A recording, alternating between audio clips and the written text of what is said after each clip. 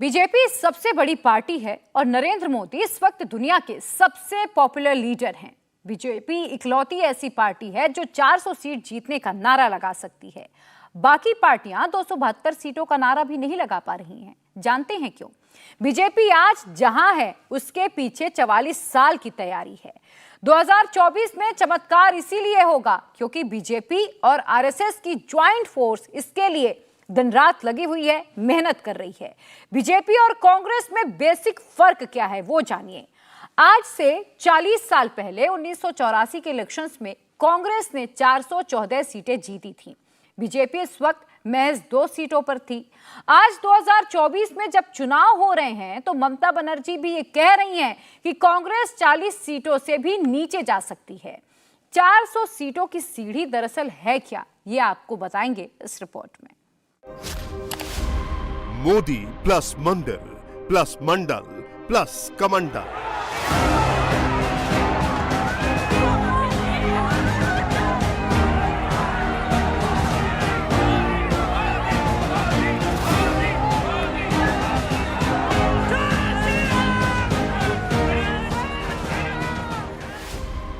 इसी को दूसरी तरह से समझिए।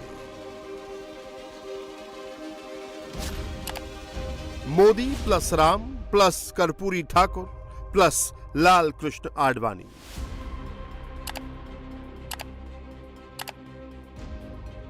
बारह दिनों में मोदी ने 3 बार प्लस कर ली।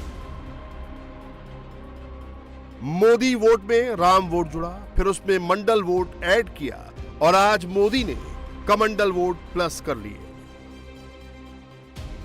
12 दिन पहले 22 जनवरी को नरेंद्र मोदी 303 पर थे। 12 दिन बाद 3 फरवरी को नरेंद्र मोदी 400 के पार दिखे। पिछले 12 दिनों में नरेंद्र मोदी ने अपनी सीटें 303 से बढ़ाकर 400 तक पहुंचा दी। कैसे? मोदी 400 सीट से कितना आगे जाएंगे ये आने वाला वक्त बताएगा। 424 के चुनाव में नरेंद्र मोदी ने अगर ये नंबर अचीव कर लिया तो ये बीजेपी का हाईएस्ट नंबर होगा। भारतीय जनता पार्टी को पहली बार 200 सीट के आगे मोदी लेकर गए। बीजेपी को 300 के पार भी मोदी नहीं पहुंचाया और बीजेपी को 400 के पार भी मोदी लेकर जा रहे हैं। –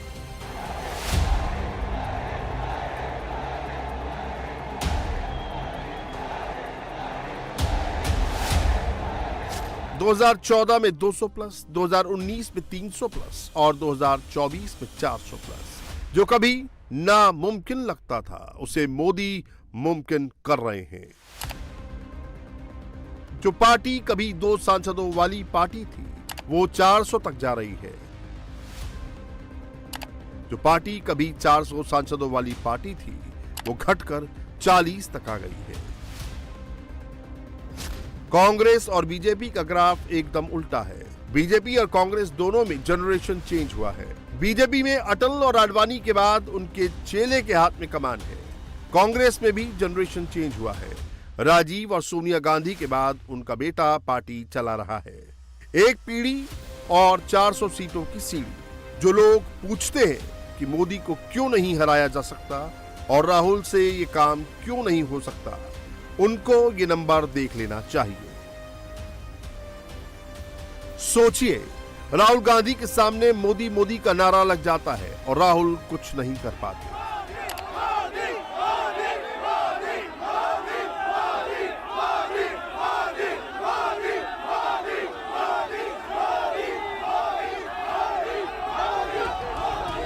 राहुल को ये सब झारखंड के वैद्यनाथ धाम में फेस करना पड़ा, जहां कांग्रेस गठबंधन वाली सरकार चला रही है।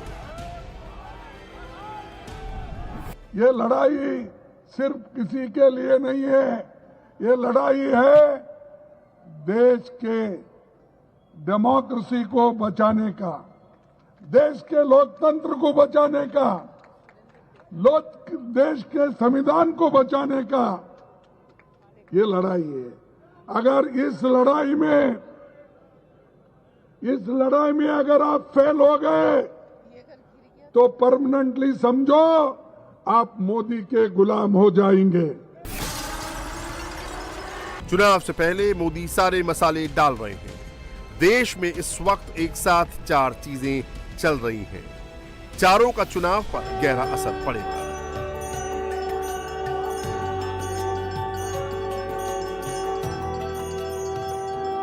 बाईस जनवरी को मोदी ने राम और मंदिर वाला वोट जोड़ा। आप कहेंगे कि ये वोट तो 2019 में भी मोदी को मिले थे, 2014 में भी मिले थे, तो प्लस क्या हुआ? हम बताते हैं कि प्लस कैसे हुआ। 2019 का चुनाव राम मंदिर के मुद्दे पर नहीं लड़ा गया था। 2019 का चुनाव राष्ट्रवाद की थीम पर लड़ा गया था। 19 में मोदी को राष्ट्रवादी वोट मिले थे। पूरा उत्तर भारत, पूरा मध्य भारत, पूरा पश्चिम भारत और पूरा पूर्वोत्तर भारत 2019 में भगवा रंग में रंग गया था। 19 के चुनाव में पुलवामा अटैक और बालाकोट एयर स्ट्राइक के बाद जो लहर उठी थी, उसमें मोदी ने पूरे भारत को एक कर दिया था।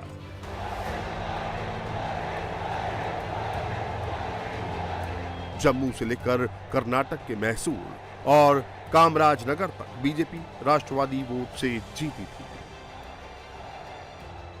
राम वाला वोट आज तक सही से कभी एक्टिव नहीं हुआ। पहली बार ये 2024 में एक्टिव होगा।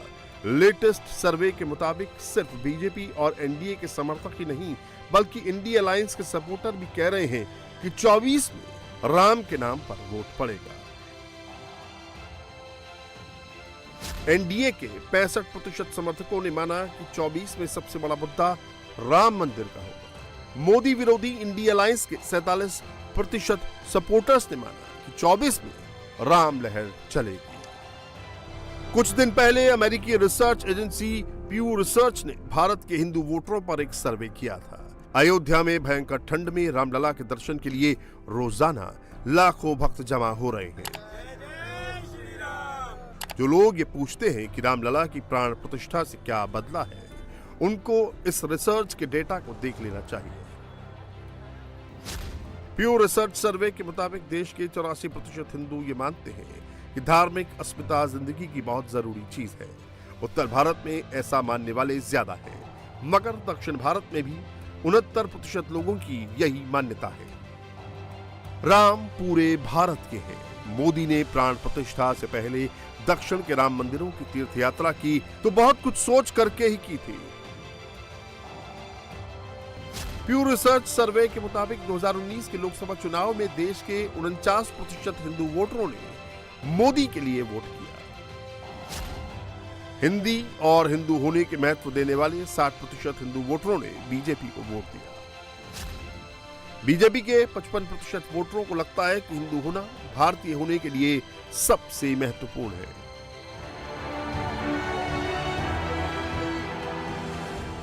पिछले 8 साल में नेशनल आइडेंटिटी और हिंदू आइडेंटिटी के बीच की रेखा धुंधली हो गई है। डेटा को गौर से देखने पर पता चलता है कि मोदी का सपोर्ट बेस रीजन वाइज कैसे मूव करता है। उत्तर भारत में 69% हिंदुओं को लगता है कि हिंदू आइडेंटिटी ही नेशनल आइडेंटिटी है। 68% ने 2019 में मोदी को वोट दिया। मध्य भारत में 83% हिंदुओं में ये भावना है। इनमें से 65% हिंदुओं ने मोदी को वोट दिया। पूर्वी भारत में 65% हिंदुओं को लगता है कि हिंदू आइडेंटिटी ही नेशनल आइडेंटिटी है। इनमें से 46% हिंदुओं ने बीजेपी को वोट दिया। पश्चिम भारत में 61% हिंदू ऐसा सोचते हैं और इनमें से 56% हिंदुओं ने मोदी को वोट दिया। 22 जनवरी से नरेंद्र मोदी ने पूरे देश में ऐसा माहौल बना दिया कि जो भी हिंदू है वो राम के लिए है और राम का काम तो बस वो ही कर रहे हैं। आप मुझे बताइए, अगर समाजवादी पार्टी की सरकार होती तो क्या रामलला का भव्य मंदिर का निर्माण लोग करने देते क्या अयोध्या में? ये इसलिए हो पाया है, डबल इंजन की सरकार है। और डबल इंजन की सरकार न केवल डबल स्पीड के साथ चलती है, बल्कि डबल इंजन की सरकार आपकी आस्था का सम्मान भी करती है और आपको सुरक्षा का बेहतर वातावरण भी देती है। बीजेपी राम नाम की सेंट्रल थीम को लेकर चल रही है। नरेंद्र मोदी ने इससे आगे की बात शुरू कर दी है। 10 दिनों के अंदर नरेंद्र मोदी ने कर्पूरी ठाकुर और लाल कृष्ण आडवाणी, 2 लोगों को भारत रत्न से सम्मानित करने का निर्णय लिया। कर्पूरी ठाकुर मंडल के अगुवा थे, लाल कृष्ण आडवाणी ने कमंडल को पहचान दी थी। बिहार के पूर्व मुख्यमंत्री कर्पूरी ठाकुर को मोदी ने जिस दिन भारत रत्न दिया, उसी दिन बिहार की सियासत बदल गई। नीतीश कुमार की पलटी हो गई, बिहार में नई सरकार बन गई। अब मोदी ने लाल कृष्ण आडवाणी को भारत रत्न देने का ऐलान करके फिर से सब कुछ उलट पुलट कर दिया है। आज देश ने अपने एक महान सपूत पूर्व उप प्रधानमंत्री लाल कृष्ण आडवाणी जी को भारत रत्न देने का भी निर्णय लिया है।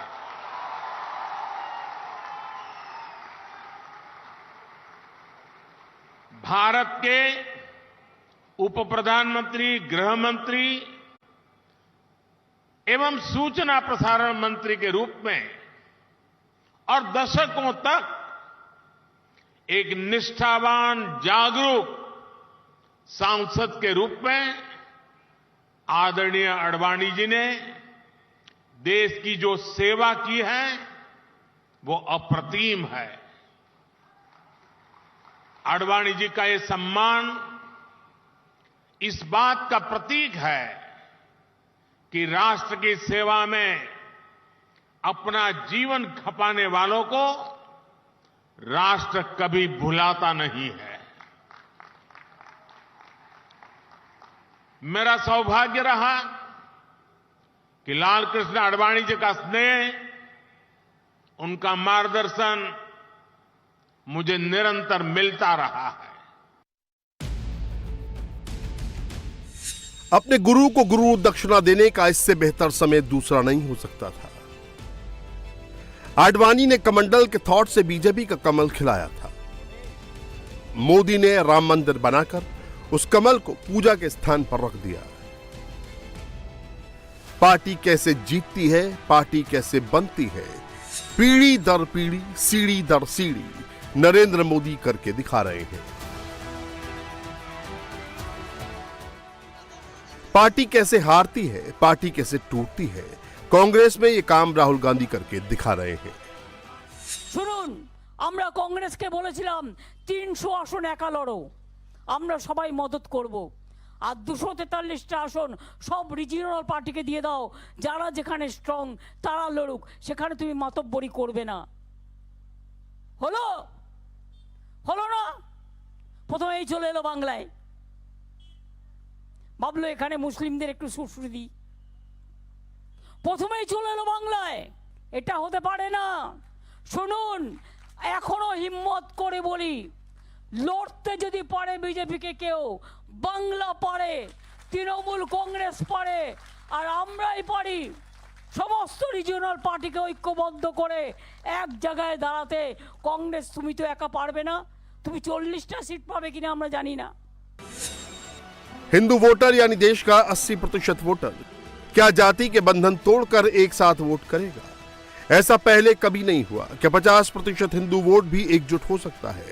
अगर आधे हिंदुस्तान ने भी एक होकर वोट कर दिया तो इतिहास बन जाएगा।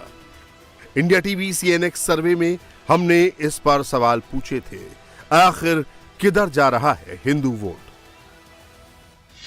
52% हिंदू वोट एनडीए अलायंस को जाता दिख रहा है। 29% हिंदू वोट इंडी अलायंस की तरफ जा रहा है। 19% हिंदू वोट अन्य पार्टियों को मिल सकता है। यहां यह बताना जरूरी है कि यह सर्वे राम मंदिर में रामलला की प्राण प्रतिष्ठा से पहले हुआ था। प्राण प्रतिष्ठा के बाद राम के नाम पर मुसलमान भी जोड़ता है, ये थॉट यूपी से निकल रहा है। गुरु ब्रह्मा गुरु विष्णु गुरुदेव महेश्वर गुरु साक्षात् परम ब्रह्म तस्मै श्री गुरुवे नमः। हर्षित बाहि करत मन मोही, राम प्रभु सुख नाम ही होई। एहि विधि करहुए सुख ही अनंता, हर मुश्किल टल जाए संता। राम सिया राम जय जय राम। इस देश में कहा जाता है कि धर्म से ज्यादा वोट जाति के नाम पर पड़ता है, यानी मंडल में कमंडल से ज्यादा वोट है। धर्म के फ्रंट पर नरेंद्र मोदी को लीड लेता देखकर ही विरोधियों ने जाति कार्ड निकाला था। नीतीश कुमार ने बिहार में जाति जनगणना शुरू की तो राहुल गांधी उसका क्रेडिट लेने दौड़ पड़े और देश भर में घूम घूम कर ओबीसी करने लगे थे। किस राज्य में कितने ओबीसी? उत्तर प्रदेश में 54%, बिहार में 61%, महाराष्ट्र में 32%, राजस्थान में 48%, मध्य प्रदेश में 43%, छत्तीसगढ़ में 45%, गुजरात में 47%, तमिलनाडु 71%। ये अलग अलग राज्यों में ओबीसी का आंकड़ा है। अगर पिछड़ा वोट छिटकता तो मोदी का नंबर बिगड़ता। पिछले 12 दिनों में क्या हुआ? नरेंद्र मोदी ने मंडल से भी पहले आरक्षण की व्यवस्था करने वाले कर्पूरी ठाकुर को भारत रत्न दे दिया और नीतीश कुमार फिर से एनडीए खेमे में चले आए। मोदी ने मंडल भी जोड़ लिया, कमंडल भी जोड़ लिया। अब मोदी का विजय रथ नए क्षेत्र में प्रवेश कर रहा है। भैया बहनों, मैं जब भी यहां आता हूं एक बात जरूर सुनने को मिलता है और मिलता था कि कन्नौज में यहां पर गवर्नमेंट मेडिकल कॉलेज था। गवर्नमेंट मेडिकल कॉलेज बाबा साहब भीमराव अंबेडकर के नाम पे था। भारत के संविधान के शिल्पी बाबा साहब भीमराव अंबेडकर। समाजवादी पार्टी की सरकार को पता नहीं क्या चिढ़ थी इन महापुरुषों से। अयोध्या में भगवान राम का विरोध करते थे तो कन्नौज में बाबा साहब भीमराव अंबेडकर का भी विरोध करते हैं। यानी उनको परिवार के बाहर कुछ भी नहीं दिखाई देता है, अपने परिवार के बाहर सोच ही नहीं सकते। कुछ लोगों की आदत होती है, वोट तो जाति के नाम पे लेते हैं लेकिन काम केवल परिवार के लिए करते हैं। 2019 के लोकसभा चुनाव का मैप देखें तो दक्षिण भारत के साथ पूर्वी भारत में ही कमल नहीं खिला है। बंगाल की खाड़ी के बगल में पश्चिम बंगाल से लेकर हिंद महासागर को टच करते तमिलनाडु तक और हिंद महासागर से अरब की खाड़ी की तरफ चलने पर केरल, यही वो राज्य हैं जहां मोदी को भगवा पहुंचाना है। प्राण प्रतिष्ठा से पहले मोदी दक्षिण में मंदिर मंदिर घूम लिए। अब मोदी पूर्वी भारत पहुंचे हैं। नवीन पटनायक का राज्य वो राज्य है जहां कांग्रेस का पौधा भी नहीं उग रहा, जो राहुल गांधी के लिए पूरी तरह बंजर है। मोदी ने वहां कमल खिलाने वाली खेती शुरू की है। मोदी की गारंटी यानी गारंटी पूरा होने की गारंटी। मोदी की गारंटी है कि देश के हर गरीब परिवार के पास अपना पक्का घर हो। पीएम किसान सम्मान निधि से पहली बार देश के करोड़ों किसानों को सीधा लाभ पहुंचा है।